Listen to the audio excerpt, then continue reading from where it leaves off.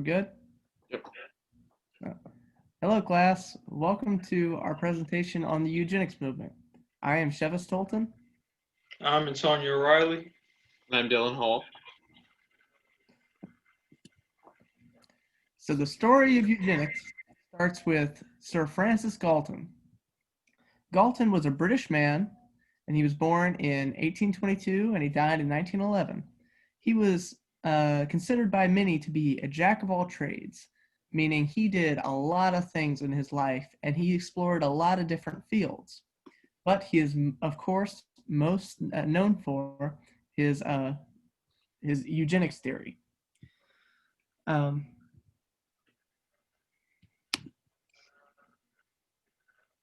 Francis Galton was very moved by the origin of species and the theory of evolution that was presented by Charles Darwin. So much so that after about halfway through his life, when that book was released, he devoted the rest of his life to understanding the social implications of Darwinian evolution. So eugenics can be thought of as the social implication of the Darwinian evolution. So the eugenics movement really started in 1883 when Galton released Inquiries into Human Faculty and Its Development.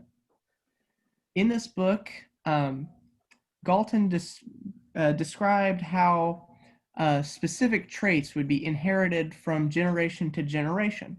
So he selected positive traits and theorized about how positive traits could be selectively bred to create a more positive human race, basically. And so this is known as positive eugenics, where they have families that have positive traits will reproduce with other families that have positive traits to ensure that those positive traits would not be diluted if they were to reproduce with inferior people.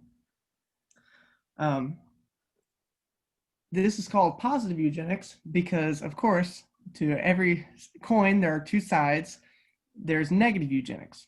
Now, I have to say, positive eugenics is not good just because it says positive, but and negative eugenics is just as bad as positive eugenics. They're both the two different sides of the same evil coin. But there's a large distinction about where they are accepted. Positive eugenics was accepted very largely in Britain, but negative eugenics traveled across the entire world, and it gained particular traction in the United States. This idea of negative eugenics is preventing people that society deems unfit from reproducing. So in the USA, they had posters to inform people about this, and you're seeing one right now where some people are born to be a burden on the rest. Therefore, these people should not be able to have children. Therefore, their children will never be alive to burden the rest of society. And so in the United States, they first, they had to figure out how are we going to actually keep these people from reproducing.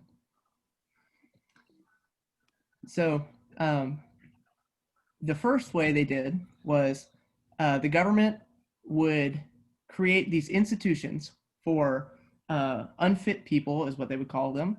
And here we have a list of unfit human traits. So people who exhibited these traits would be kept in institutions for their, 20, 30 years until they were no longer able to reproduce.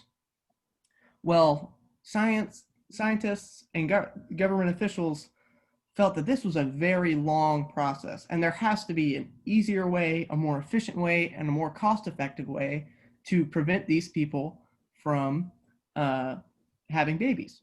So that created the exploration into the practice of sterilization.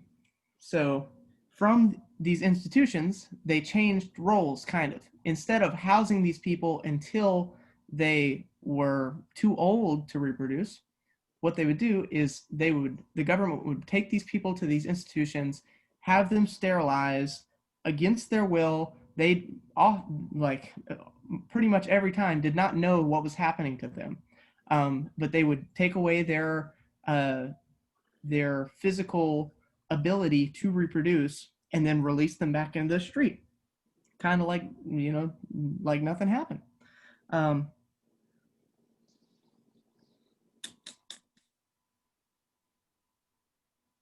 Up to 100,000 people in the US were sterilized through these processes. And the last sterilization, uh, government sterilization in the US, took place in California in 2014. But sterilization in prisons and institutions was a common practice up until 2014, when it was finally made illegal. So this was not, this didn't happen then. This has been happening up until 2014. So it's just very crazy.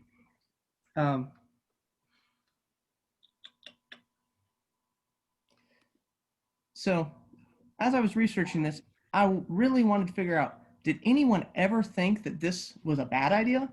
Did people try to challenge this? And yes, they did. In 1927, there was the Supreme Court case Bell versus Buck.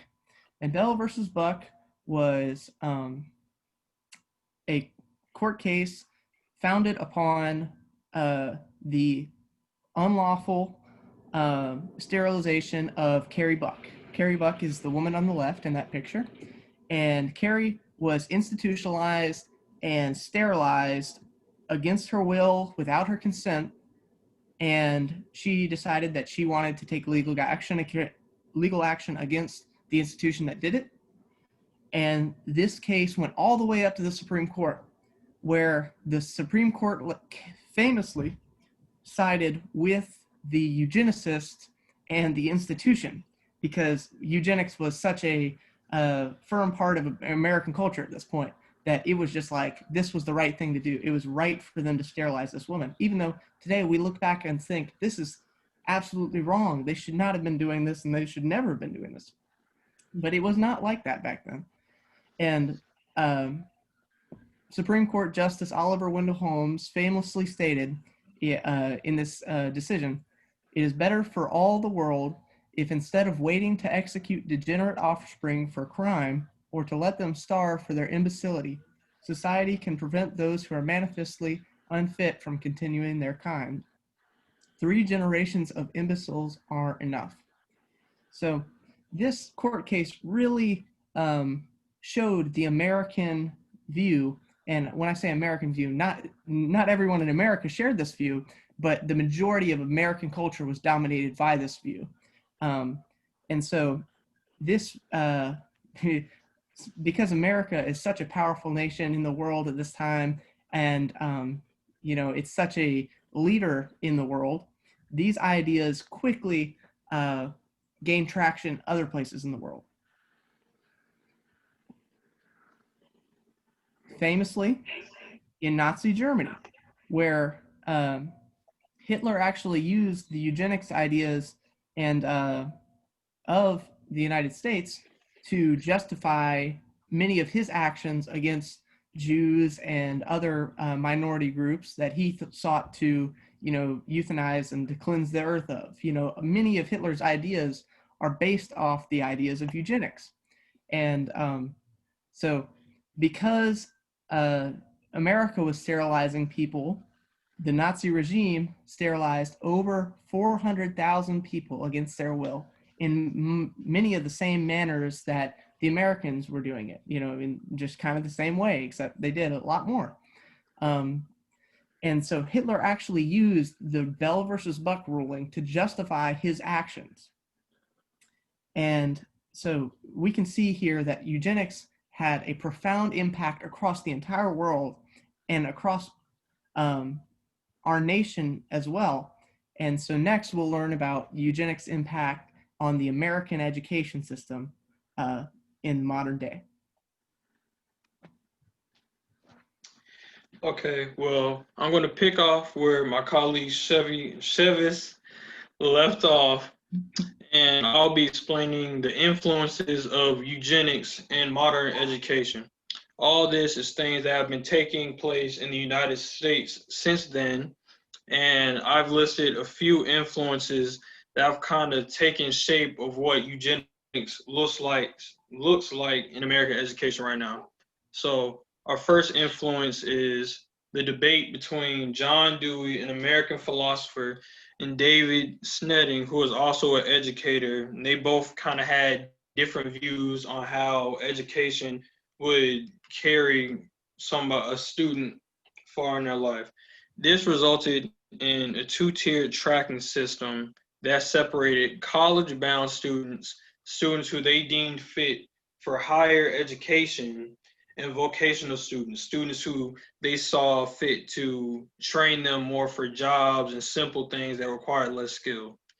The second influence is eugenics on the establishment of the H word framework for the public school curriculum.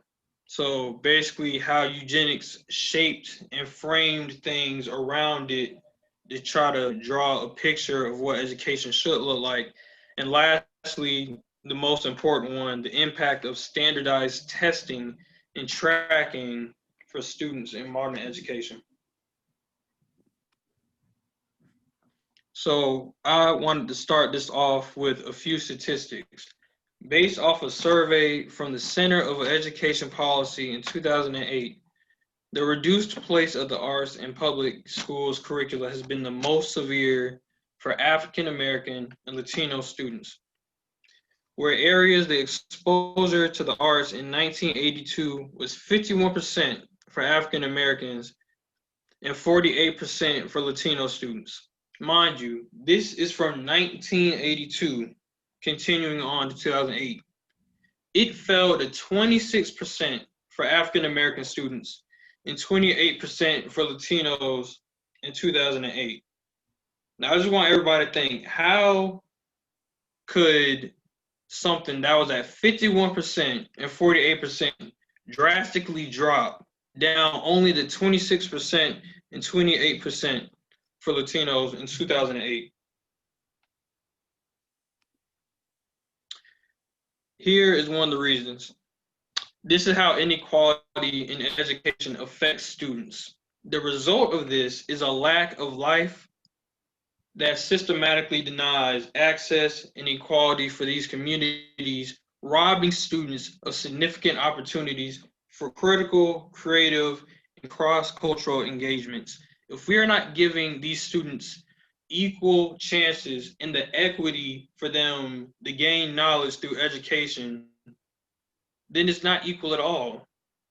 If we're not able to meet kids and students from where they're at, instead of trying to give every student an equal base, then we're not going to do anything. Because now all students come from a background where they're going to be able to come up with money right on the spot to get these materials for this project the next day.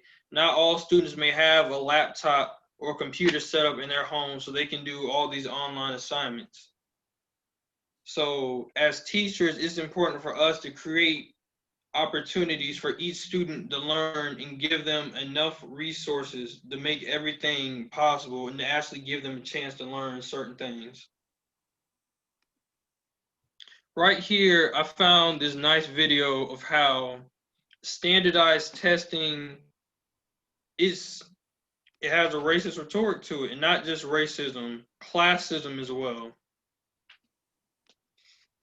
Currently, in most intelligence or tests, Latinos and Black people receive lower scores than whites and Asians. The question is what is the problem? Is there a problem with the test takers or the test? And for 100 years, Americans have made the case that Black people, Latino people are not achieving intellectually as much as other people, as much as white people. And I would argue, no, the problem isn't with these test takers. The problem is with the tests themselves. These are tests that were created by eugenicists. When you look at the person who created the SAT test, when you look at the person who first popularized the IQ test in the United States, these were avowed eugenicists. Well, go into that more fully. We've got the hour here, and this is an astounding history you write about. Well, I mean, Lewis Terman, for instance, who wrote a century ago this book called, in which he sort of sought to promote this new IQ test that he had brought over from Europe. In that book, he talked about that these tests will prove that Black people are intellectually inferior. I mean, this was the hypothesis that he put forth in a book that promoted the original IQ test a century ago. And Carl Brigham, who essentially established the SAT test a decade later in the 20s, was a eugenicist from Princeton. I mean, these are eugenicists who created these tests not just to prove that Latinos and Black people were inferior to white people, but also to prove that women were genetically intellectually inferior to men, that poor people were genetically intellectually inferior to wealthy people, that Southerners, I mean, everyone, that non-Anglo-Saxons were intellectually inferior to Anglo-Saxons. And so this test became the evidence that they had been looking for, really for hundreds of years, to prove that people of color and poor people and women were intellectually inferior. So explain what the College Board has recently announced, that they are adding an environmental context dashboard for all students taking the SATs. What does this mean? I'm trying to figure that out. One thing I think the College Board, ETS, some of these other institutions that have been under fire. Okay, and I kind of cut that video off right there because I didn't want to take up too much of my other colleagues' time. But one more additional thing that I'd like to note about this video right here is that later on in the video, it kind of also brings another factor of why standardized testing isn't all the way equal. So everybody knows about taking, SAT, ACT workshops. That's supposed to help you with information on the test. But what about test preparation outside of that? Some students, they have the ability and the resources to go on things like Khan Academy or get private tutors and all this additional help, where students that are disadvantaged from that, they may not be they may not be able to get all that additional help and preparation. And should that really be fair on a test that supposedly tests all your IQ and your intelligence, a test that's supposed to help you get into colleges? It's not. It's not fair for every student. Not every student is going to have that fair opportunity if that's the case. And lastly, I like to leave off on this because I found this to be a little heartbreaking, but it's honest. Before this presentation, our group had a meeting with Dr. Marlowe, and he was just dropping us facts and real life information. For some of the students that live around here, you may be already familiar with these two schools, May River High School and Whale Branch High School. And these are just tiny key details of each school. And I'm just about to list them real quick. We're going to start with May River High School.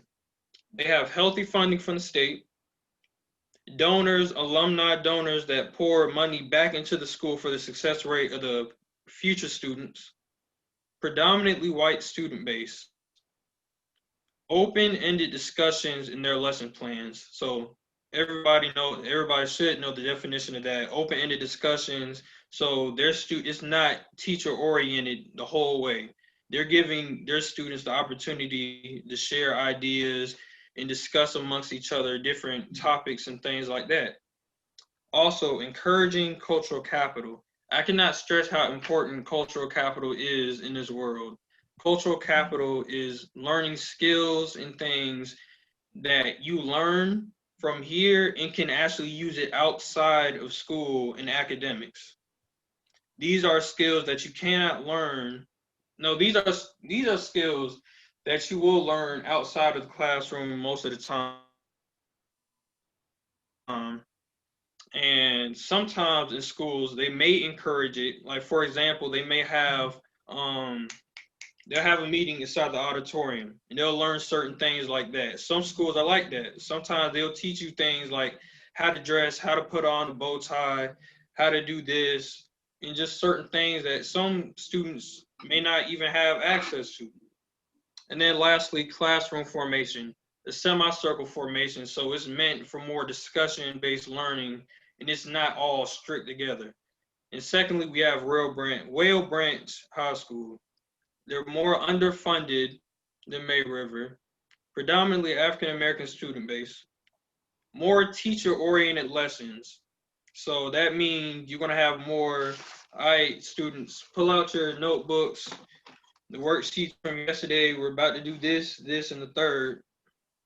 And just more lessons kind of like that, not lessons that really give students the opportunity to talk and explain what's on their mind or how they think about things. These are more teacher-oriented classrooms. These are high schoolers, people that are supposed to go out into the real world, but what skills are they gonna gain from worksheets? They're not. And then one of the more important things, but kind of minor, rows. Everybody knows back in high school, you know, the little desk that had the small little paddle thing that you can turn up and down that barely gave you enough space for your notebook and your test book and your computer all at the same time, just all like that, not tables for, you know, to have all the space to jot down everything, just rows. And so is that really encouraging you to want to go to class? Would you want to go to class at a school that you know that you're not yourself? You can't express yourself. You're just another student that has to make A's and B's to pass, just certain things like that. I know I wouldn't. And just one last rhetorical question before I end off my section. What does this remind you of? They're two separate schools, but they're both supposed to give you an equal opportunity to get your grades up before you go to college. Just think about that. If you can take one thing away from this section right here, just a rhetorical question, answer that.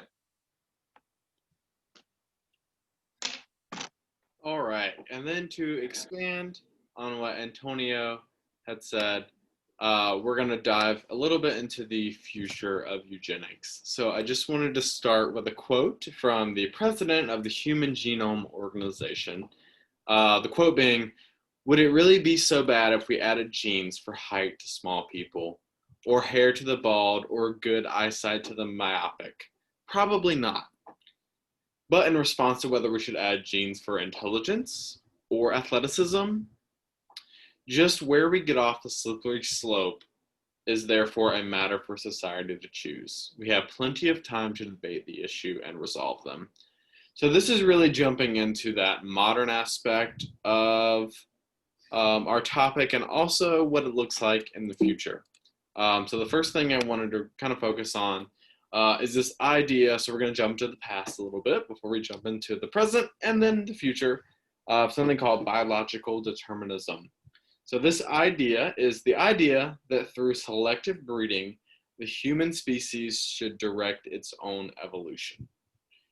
So this idea was introduced in the late 1800s and then on into the early 1900s, as well as the idea of eugenics. But in the 70s, we really saw the ugly face of what this idea of biological determinism meant. On the left, you'll see a poster made by the Native American community. So this was a Stop Forced Sterilization movement, which is something that's sort of scary to think about when we think about modern society, as well as going into the future. It sounds a little bit like a dystopian novel. But all these events that I'm about to talk about happened in the 70s, which really wasn't that long ago. So the photo on the left depicts Native American rights, and it is in relation to the events that occurred with the Native American Health Services repeatedly refusing to deliver babies for Native American citizens unless they consented to sterilization prior to birth. It's important to note that when they were asking these women to consent to sterilization, they were in the process of giving birth. And many of them didn't understand even what they were signing. And then the photo on the right was taken in 1972 when the United States Senate Committee testimony brought to light at least 2,000 involuntary sterilizations that had been performed on poor Black women without consent or knowledge.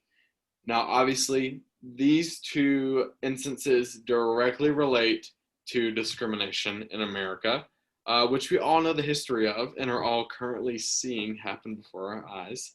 But this idea of eugenics wanting to promote viability and healthy bloodlines, and in theory is a good idea. So wanting to promote a offspring that can further breed, being viable, is a good idea. However, when we look beneath the surface there and see the disturbing trend of quote unquote weeding out bad genes through non-consensual sterilization due to things such as mental health, socioeconomical status, literacy, and even some cases assumed promiscuous behavior is clearly an issue that draws direct lines to discrimination. And then taking a more modern and as well as a futuristic take on what this idea of eugenics is, we can take a look at human genetic engineering. So there are two different types, one being negative engineering and one being positive engineering. When looking at negative engineering, that is the correction of genetic disorders and deficiencies. So this is taking a look at manipulating a fetus, a developing person, to kind of match what you need. So negative engineering is correcting things, big topics such as cystic fibrosis, diabetes, and as well as autism has even been able to have been spotted and in some cases even altered or corrected while the fetus is still in utero. And when looking at positive engineering, that is the enhancement of an individual's genetic makeup. So that involves things such as intelligence, health, and appearance. Now, while looking at these on the screen, as you can see, there are some clear positives. So being able to spot things like diabetes is something really cool that we can do to kind of help prevent from occurring that may cause future issues.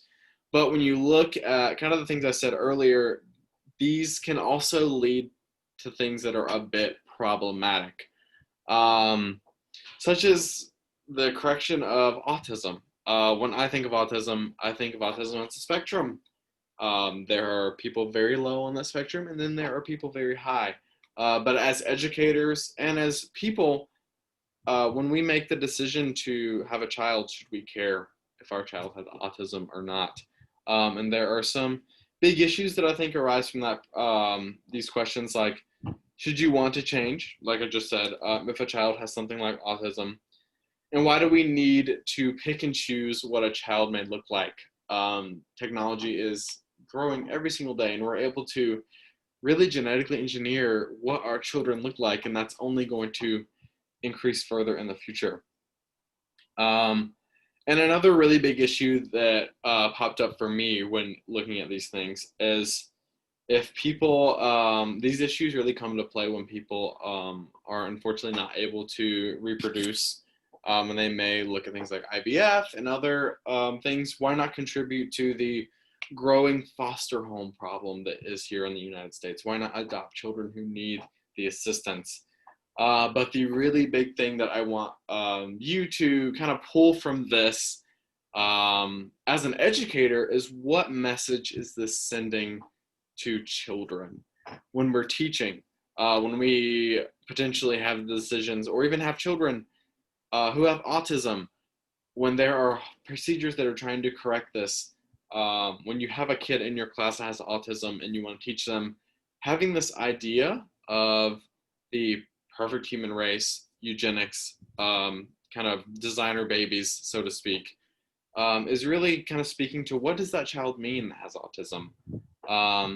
And unfortunately, when I talk about these ideas of kind of designer babies and producing your own child, that really goes to promote the perfect image.